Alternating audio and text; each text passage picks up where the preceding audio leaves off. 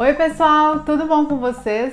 Quem é vivo sempre aparece, né? E eu voltei por uma boa causa. Para quem não sabe, nós estamos em véspera do exame de suficiência, vulgo prova do CFC. Eu, como sou uma pessoa muito boazinha, vim conversar com vocês sobre isso e dar algumas dicas. Se você não sabe e não faz ideia do que eu estou falando, de que prova é essa, eu vou deixar linkado aqui no card um vídeo onde eu dou diversas informações a respeito dessa prova. Então vamos às dicas. A primeira delas: comece pelas matérias que você teve mais dificuldade durante a graduação. Normalmente a gente lembra delas de cabeça, mas se esse não for o seu caso, se você tiver o hábito de guardar as provas, eu sugiro que você reúna todas elas e antes de começar a estudar, faça uma análise daquelas provas que você teve mais dificuldade. Analise as questões que você mais errou e elenque um grau de prioridade, porque por ali você já começa a saber aquelas disciplinas e o tipo de questão que você tem mais dificuldade e que, portanto, você nessa etapa de estudo precisará olhar com mais carinho e dedicar um pouco mais. Segunda dica: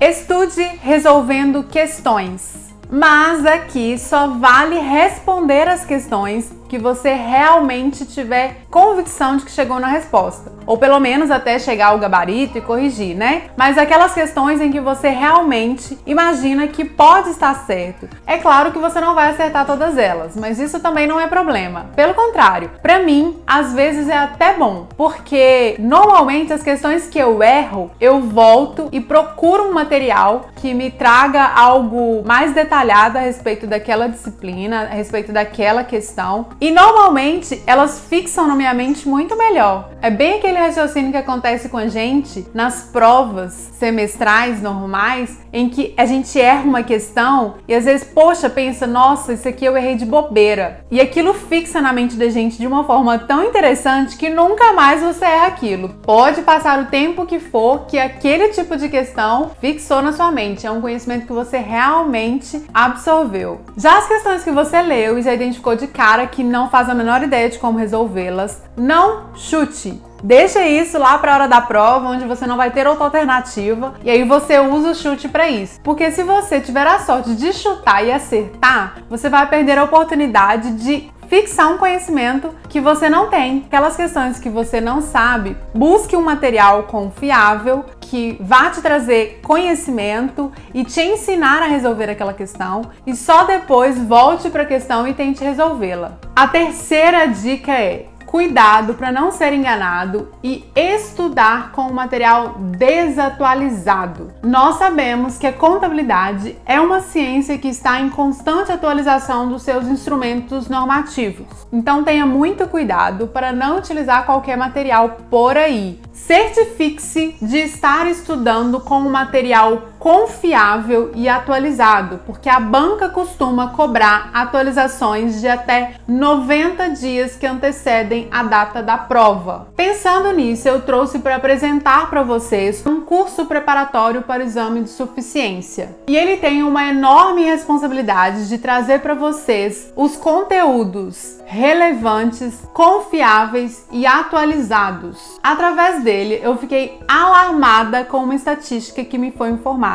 Cerca de 70 a 80% dos alunos que fazem a prova são reprovados. Então, gente, pelo amor de Deus, mudem essa estatística, se dediquem. As inscrições estão abertas, eu não sei até quando as vagas irão durar, então eu te aconselho a, neste momento que você tomou ciência disso, se inscrever no curso através do link que está aqui embaixo, para não correr o risco de ter o seu futuro adiado, porque se você não passar nessa prova, você não pode atuar como contador. Outra dica, e essa está relacionada à primeira dica que eu dei sobre estudar com questões, eu confesso que eu usei muito depois da graduação, na época que eu estava estudando e empenhada nos concursos, que é utilizar o site Que Concursos. Dentro dessa plataforma tem todas as edições do exame de suficiência com prova e gabarito. O interessante dessa plataforma é que dentro dela você consegue ter acesso ao número de questões que estão na prova por disciplina. Ou seja, você consegue ter acesso a quantas questões de contabilidade geral, quantas questões de contabilidade pública, quantas questões de éticas caíram e através disso montar o seu plano de estudo personalizado, estabelecendo uma correlação entre as disciplinas que caem mais e as disciplinas que você teve mais dificuldade. Fazendo essa relação, fica mais simples de você montar uma estratégia para ter um cronograma de estudo mais eficiente e se dedicar às matérias que sejam mais pertinentes para você. Outra ferramenta que eu acho sensacional dentro dessa plataforma é que abaixo de cada questão você tem um campo de comentários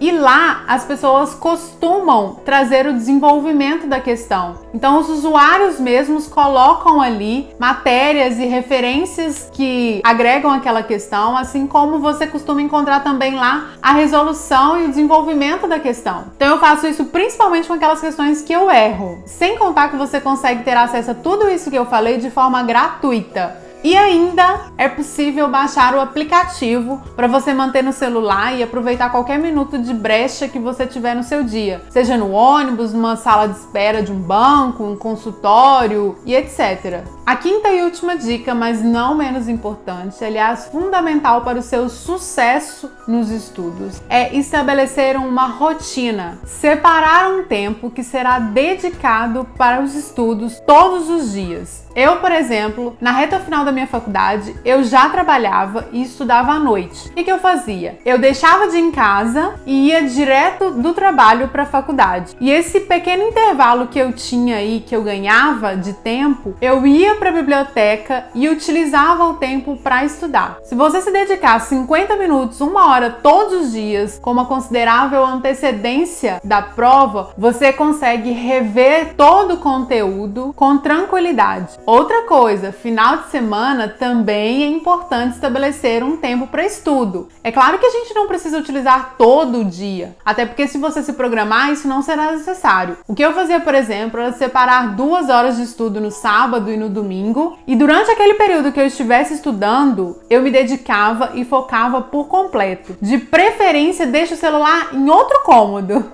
para evitar distrações. O que importa não é o tempo que você tem para estudar. Não adianta estudar 5, 6, 7 horas e não ter qualidade. O que vale é o tempo em que você está focado e realmente absorvendo o conteúdo e tendo qualidade de estudo. Certeza que com constância o sucesso é garantido. Então é isso, pessoal, as minhas dicas e contribuições para essa etapa. Espero que ajude a cada um de vocês. Um beijo e até a próxima. Sucesso no exame, hein?